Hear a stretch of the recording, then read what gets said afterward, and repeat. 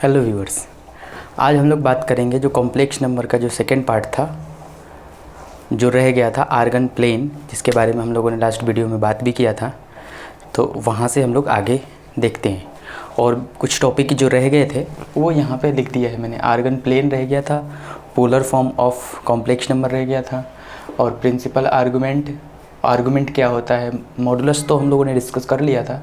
फिर उसके बाद एक क्वाड्रेटिक इक्वेशन को थोड़ा सा सॉल्व करेंगे और कुछ क्वेश्चंस ले लेंगे, ठीक है। तो सबसे पहले नंबर में आर्गन प्लेन के बारे में देखते हैं। आर्गन प्लेन क्या होता है? आर्गन प्लेन को समझने के लिए हमें एक कोऑर्डिनेट एक्सिस को समझना होगा, क्योंकि इसको हम लोग रियल एक्सिस बोलेंगे और ये इमेजिनरी एक्सिस।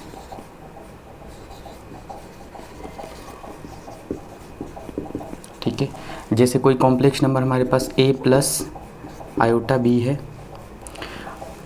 अब ना इसको हम लोग ऑर्डर पेयर के फॉर्म में लिखेंगे। ऑर्डर पेयर मतलब जैसे x और y जो होता था, जैसे कोऑर्डिनेट एक्सिस किसी भी पॉइंट p का, जैसे ये पॉइंट p है हमारा, इसका कोऑर्डिनेट एक्सिस लिखना होता था तो ऐसे लिख देते थे ना, x और y। तो इस तरीके से z को हम लोग a और b यहाँ पे लिख सकते हैं। तो a जो होता है ये हमारा रियल पार्ट होता है और ये हमारा इमेजिनरी पार्ट होता है, ठीक है। ये तो क्लियर है। तो ये जो रियल पार्ट है ना वो रियल एक्सिस पे आएगा और इमेजिनरी पार्ट वाला इमेजिनरी एक्सिस पे जाएगा। सिंपल सा कॉन्सेप्ट है। एक एग्जांपल लेते हैं, z इक्वल टू 2 + 3 आयोटा।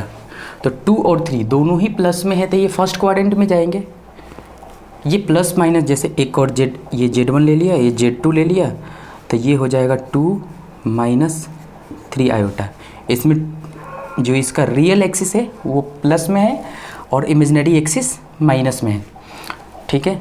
इस तरह से एक और ले लेता हूँ मैं, -2 n - 3 आयोटा।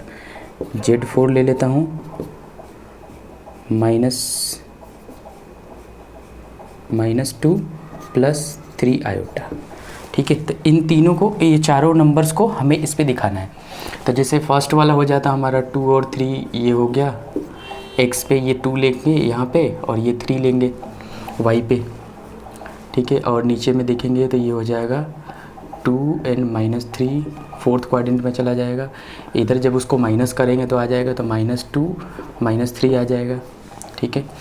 और ये हो जाएगा, तो ये हमारा z1 कॉम्प्लेक्स नंबर, ये z2 और ये z3 को रिप्रेजेंट कर रहा है, ये z4 को रिप्रेजेंट कर रहा है जो यहाँ पे लिखा हुआ है। इसमें हो जाएगा ये -2 और ये 3 प्लस में, ठीक है। तो कॉम्प्लेक्स नंबर को किस तरीके से इस एक्सिस पे दिखाया जाएगा, इसमें रियल एक्सिस और इमेजिनरी एक्सिस होगा, उसको हम लोगों ने यहाँ पे समझ लिया। अब इसके बाद हम लोग समझेंगे पोलर फॉर्म क्या होता है, फिर पोलर फॉर्म का कन्वर्सन देखेंगे, ठीक है। कि कोई भी हमें कार्टेशियन फॉर्म में गिवन होगा तो हम लोग उसको पोलर फॉर्म में किस तरीके से लेके जाएंगे, ठीक है। तो आर्गन प्लेन समझ में आ गया।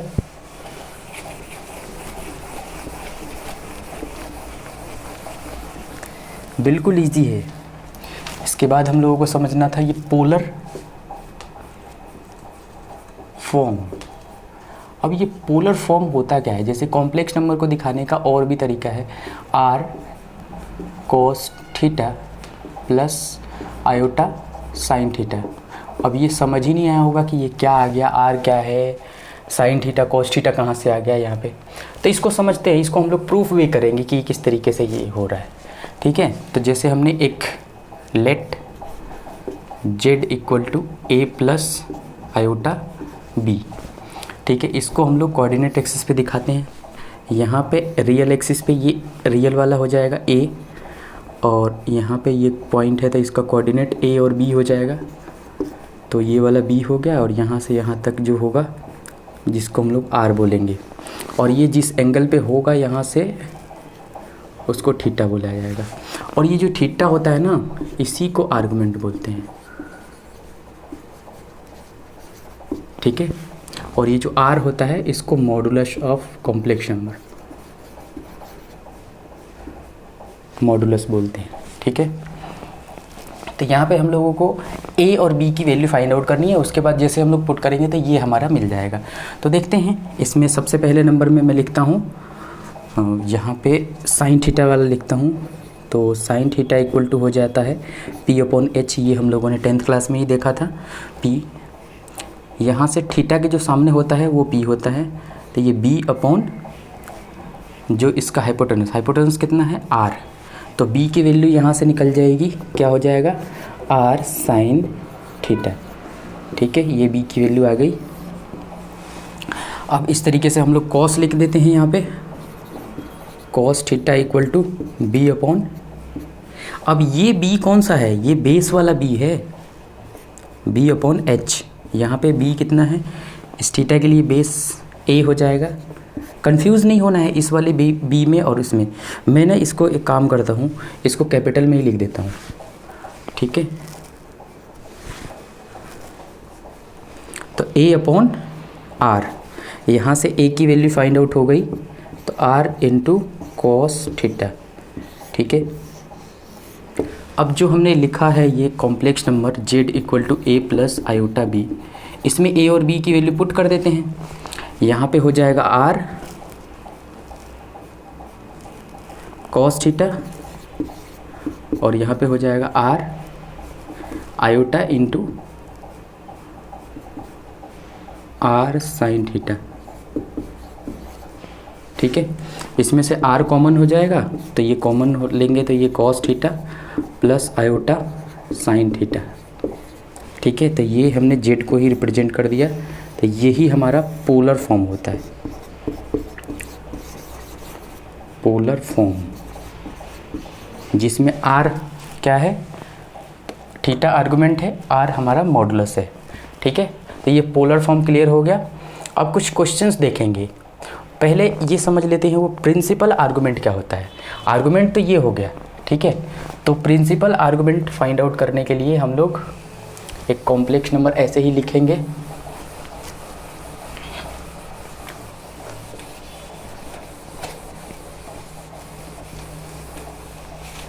पहले नंबर में समझते हैं कि कोई कॉम्प्लेक्स नंबर यदि फर्स्ट क्वाड्रेंट में होगा, यहाँ पे फर्स्ट क्वाड्रेंट में, तो यहाँ से ये थीटा की वैल्यू डायरेक्ट ये हम लोग फाइंड आउट कर लेंगे एंटी क्लॉकवाइज में।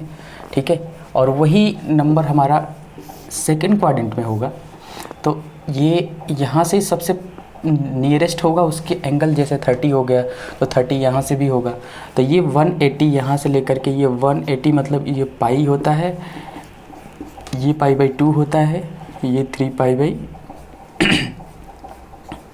होता है, और ये 2π और 0 दोनों ही होता है।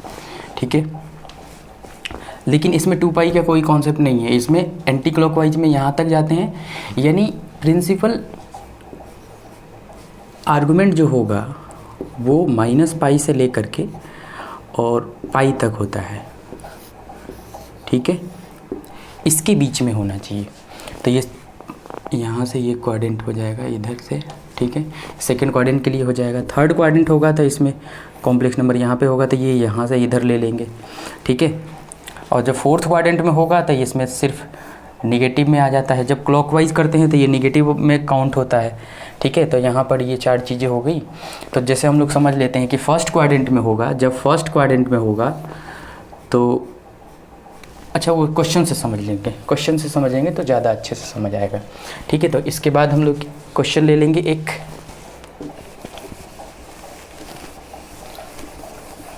कॉम्प्लेक्स नंबर हमें गिवन है, देख लेते हैं क्वेश्चन क्या है।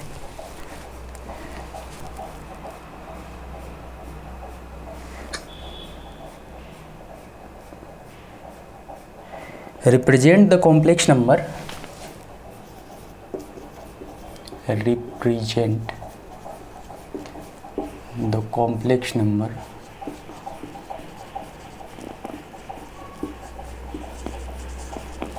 z equal to 1 plus iota √3।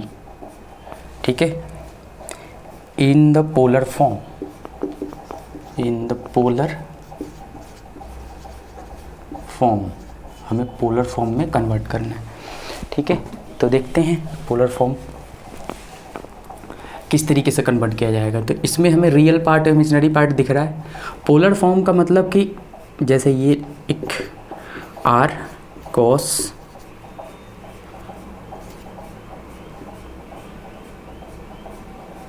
Theta plus iota sine theta, ठीक है।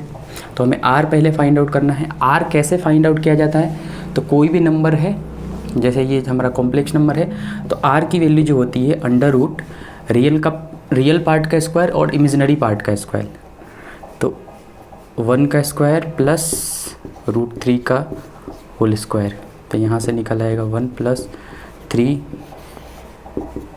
√4, यहाँ से आ गया 2, यानी आर की वैल्यू हमारी,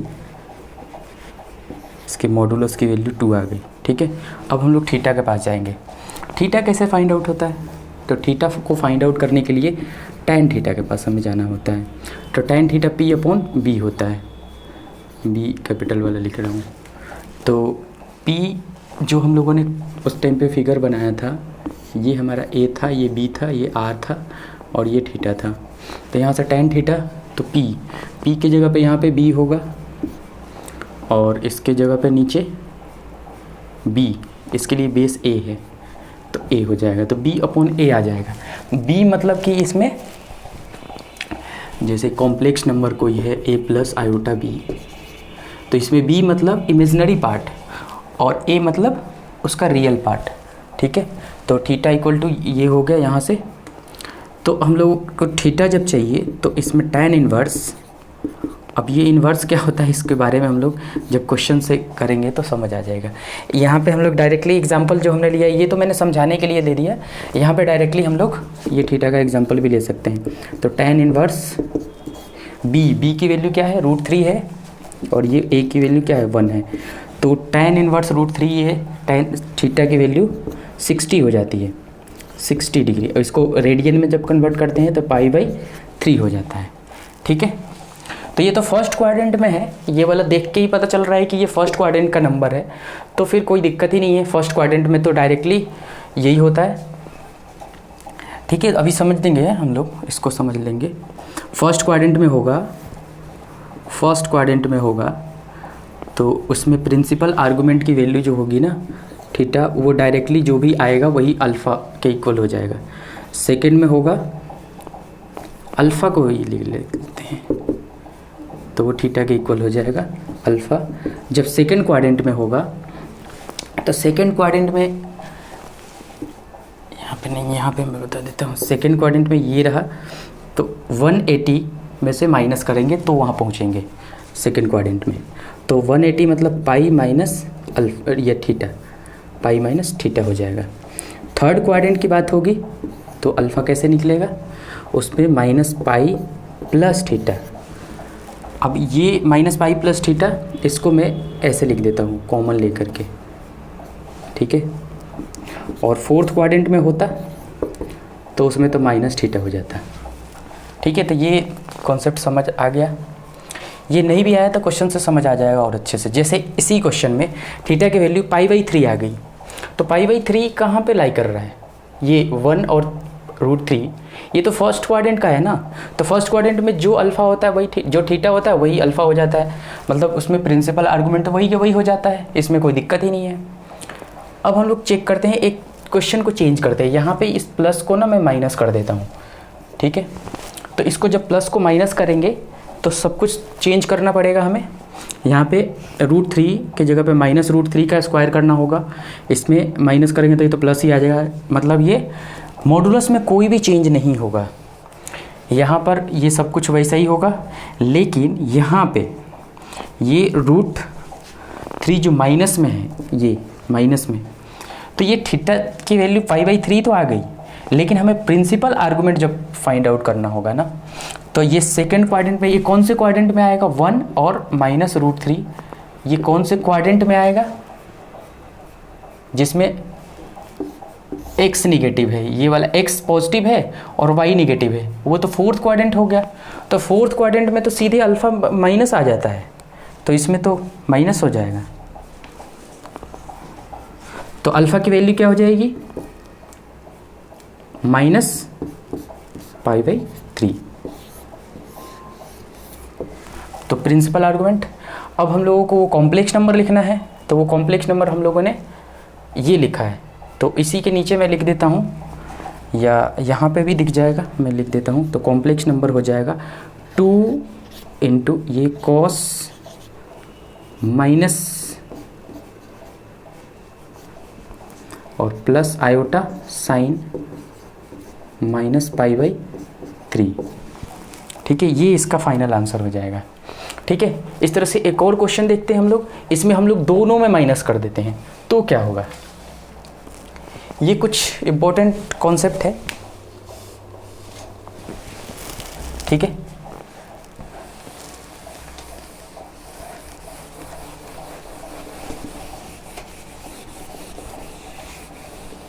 जो पहले वाले वीडियो में जो समझाया है और यहाँ पर जो समझा रहा हूँ वो दोनों यदि किसी ने देख लिया तो फिर उसे कॉम्प्लेक्स नंबर में प्रॉब्लम नहीं होगी। जैसे इसमें मैंने माइनस कर दिया ये, ठीक है, तो अब माइनस करेंगे तो क्या होगा। अब तो ये थर्ड क्वाड्रेंट में चला गया, अब थर्ड क्वाड्रेंट में गया, इसके लिए आर की वैल्यू तो एग्जैक्ट सेम होगी जैसे इसमें निकाल रहे थे। इसमें 1 का स्क्वायर प्लस √3 का होल स्क्वायर, माइनस में कर लेंगे तो भी कोई दिक्कत नहीं है, इसको भी माइनस में कर दो, इसको भी माइनस में कर दो, तो भी ये 2 ही आएगा। ठीक है, इस तरह से जो जेड होगा वो आर, ये cos theta plus iota sine theta. ठीक है, तो अब थीटा की वैल्यू हम लोग देख लेते हैं। ये सेकंड क्वाड्रेंट में आएगा, ये थर्ड क्वाड्रेंट है, थर्ड सेकंड नहीं थर्ड क्वाड्रेंट, तो थर्ड क्वाड्रेंट में है, तो हम लोग फाइंड आउट कर लेते हैं थीटा की वैल्यू। तो tan इनवर्स ये माइनस √3/-1, तो माइनस माइनस कट हो गया, तो ये आ गया, ये तो π/3 ही आएगा। लेकिन इस तरह से ये थर्ड क्वाड्रेंट में है, तो प्रिंसिपल आर्गूमेंट जो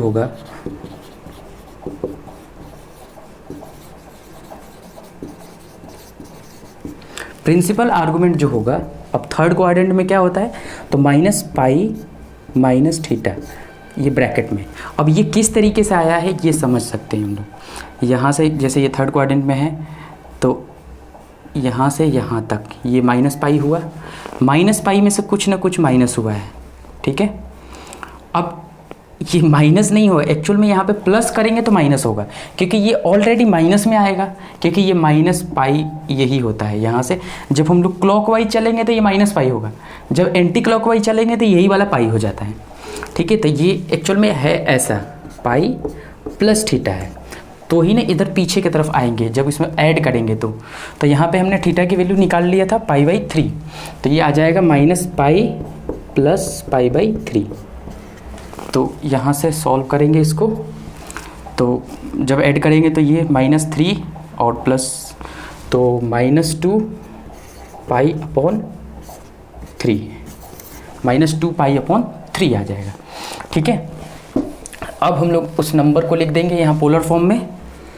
तो हमारा z इक्वल टू ये r की वैल्यू 2 है, और हमने कॉस थीटा की वैल्यू हम लोगों ने फाइंड आउट कर लिया -2 π/3, और फिर प्लस आयोटा साइन -2 π/3।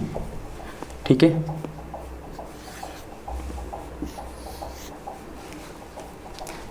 बस यही उसका हो गया पोलर फॉर्म, किस तरीके से करेंगे। अब एक क्वेश्चन है हमारे पास, थोड़ा सा वो अलग क्वेश्चन है, जिसमें ये डायरेक्टली नहीं दिया हुआ है, पहले हमें उसे स्टैंडर्ड फॉर्म में लेके आना होगा, उसके बाद हम लोग उसको चेंज करेंगे पोलर फॉर्म में।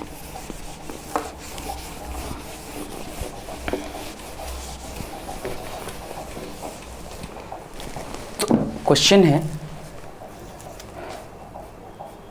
कन्वर्ट द कॉम्प्लेक्स नंबर कितना है, -16/1 प्लस आयोटा √3। ये क्वेश्चन है, कन्वर्ट करना है, convert to polar form, convert into polar form. ठीक है, तो सबसे पहले इसे हमें स्टैंडर्ड फॉर्म में लाना होगा। कौन सा स्टैंडर्ड फॉर्म, तो z equal to a plus iota b जो होता है ना, ये स्टैंडर्ड फॉर्म होता है, तो इसमें इसको लेके आना होगा। तो इसके लिए हमारे पास क्या तरीका है, -16 √3 एडिशनलाइज कर देते हैं। एडिशनलाइज करेंगे तो 1 माइनस आयोटा √3, 1 माइनस आयोटा √3। ठीक है, तो यहाँ पे मल्टीप्लाई हो जाएगा ये -16 1 माइनस आयोटा √3 अपॉन नीचे हो जाएगा 1 प्लस आयोटा स्क्वायर, ऐसे माइनस होगा लेकिन ये आयोटा √3 का स्क्वायर 3, आयोटा का स्क्वायर, ये हम लोगों ने ये कॉन्सेप्ट आयोटा का power 1 equal to iota, iota का पावर 2 इक्वल टू -1, क्योंकि आयोटा इक्वल टू होता है √-1, तो जब स्क्वायर करेंगे तो ये -1 के इक्वल आ जाएगा। आयोटा का क्यूब करेंगे तो इसको आयोटा स्क्वायर इंटू आयोटा लिखेंगे, आयोटा का स्क्वायर -1 हो जाता है तो ये माइनस आयोटा हो जाएगा, और आयोटा का पावर 4 करेंगे तो iota square into iota square, तो ये हो जाएगा 1 के इक्वल, क्योंकि -1 इंटू -1। तो ये कॉन्सेप्ट पता होना चाहिए। ठीक है, तो यहाँ पे आ जाएगा आयोटा स्क्वायर -1 के इक्वल आ जाएगा, तो -16 1 माइनस आयोटा √3, नीचे हो जाएगा 1 प्लस 3, तो ये 4 हो जाएगा, -16 1 माइनस √3 अपॉन 4, ये 4 से 6, ये 4 टाइम्स में कट हो जाएगा, तो ये -4 और ये अंदर में माइनस है तो ये माइनस माइनस प्लस हो जाएगा। ठीक है, तो -4 और ये माइनस इसको मल्टीप्लाई करा तो ये प्लस आयोटा √3 हो जाएगा, 4 √3 आयोटा। ठीक है, तो ये प्लस में आ जाएगा। तो अब ये ना स्टैंडर्ड फॉर्म में आ गया। अब हम लोग इसके बेस पे सबसे पहले उसके लिए मॉडुलस की वैल्यू लिखेंगे, आर्गुमेंट नहीं, आर जिसको मॉडुलस बोलते हैं। तो उसमें रियल पार्ट का स्क्वायर मतलब -4 का स्क्वायर प्लस 4√3 का होल स्क्वायर। ठीक है, तो इसका अंडर रूट लेंगे तो ये हो जाएगा 16 प्लस 16 48, तो ये हो जाएगा 64 8। तो हमने इसमें modulus of the complex number find out कर लिया। अब हम लोग फाइंड आउट करेंगे इसमें थीटा की वैल्यू। तो थीटा सबसे पहले देखते हैं कि ये कौन से क्वाड्रेंट में आएगा, तो जिसमें x नेगेटिव हो और y पॉजिटिव हो, तो ये कौन से क्वाड्रेंट में आता है, तो ये सेकंड क्वाड्रेंट में आता है। ठीक है, तो ये सेकंड क्वाड्रेंट में आएगा। तो सेकंड क्वाड्रेंट के लिए थीटा की वैल्यू हम लोग कैसे लिखते हैं, पाई माइनस अल्फ़ा। तो अब ये अल्फ़ा की वैल्यू कैसे लिखते हैं, थीटा। तो अब ये थीटा की वैल्यू कहाँ से आएगी, तो देख लेते हैं। tan theta equal to P/B है। तो यहाँ पे P जो रियल पार्ट होगा, रियल पार्ट इसका क्या है, इमेजिनरी पार्ट ऊपर होता है और रियल पार्ट नीचे होता है। तो 4 से 4 कट जाएगा तो -√3 आएगा। ठीक है, तो थीटा की वैल्यू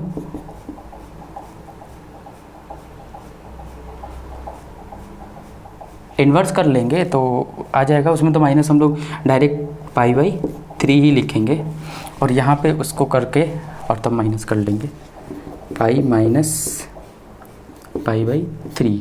तो ये 3π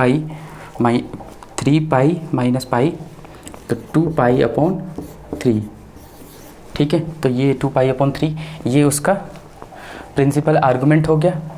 ये पाई से कम है और हम लोग जानते हैं कि जो आर्गुमेंट होता है वो पाई से ले करके और माइनस पाई से ले करके प्लस पाई तक ये जाएगा, ये प्रिंसिपल आर्गुमेंट के लिए। ठीक है, तो फाइनली कॉम्प्लेक्स नंबर क्या होगा, तो यहाँ पे होगा 8 cos 2π/3 प्लस आयोटा साइन 2π/3। ठीक है, तो ये इसका आंसर हो जाएगा। ठीक है, तो इस तरीके से करते हैं सॉल्व। अब हम लोग देख लेते हैं इसमें क्वाड्रेटिक इक्वेशन को। क्वाड्रेटिक इक्वेशन का हम लोगों ने ऐसे तो देखा था कि किस तरीके से सॉल्व होता है क्वेश्चंस।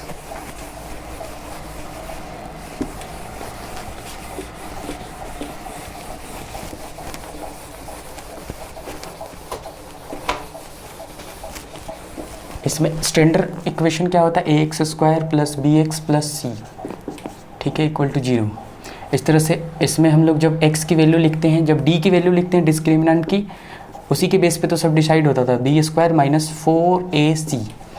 तो जब ये d निगेटिव होता था, लेस देन 0 होता था, तो बोलते थे कि roots are imaginary, roots are imaginary, और इसके बाद हम लोग छोड़ देते थे कि इसको हम लोग आगे के क्लासों में सॉल्व करेंगे। यहाँ पे देखते हैं हम लोग किस तरीके से सॉल्व किया जाएगा जब d निगेटिव हो जाएगा तब। अंडर रूट डी निगेटिव का मतलब कि ये minus B square minus 4ac होगा, ठीक है, अपॉन 2a। अब -1 को हम लोग आयोटा स्क्वायर लिख सकते हैं, तो यहाँ पे लिख देता हूँ minus B plus minus iota का स्क्वायर और ये बी स्क्वायर माइनस 4ac, ये अंडर रूट में है, अपॉन 2a। एक्स की वैल्यू यहाँ से आ जाएगा minus B plus minus iota बाहर निकल आएगा, तो iota under root B square minus 4ac upon 2a, ये हो गया। एक एग्जाम्पल ले लेते हैं, एक एग्जाम्पल से सॉल्व करके देख लेंगे। X square minus 4x plus 13 equal to 0। यहाँ से हम लोग d की वैल्यू फाइंड आउट करेंगे, तो बी स्क्वायर माइनस 4ac यहाँ पे आएगा, बी स्क्वायर मतलब माइनस 4 का whole square minus 4 into a into ये, ठीक है, तो ये हो जाएगा 16 माइनस 52, ये हो जाएगा 36 माइनस में, ठीक है। तो माइनस में तो सीधे हम लोग उसको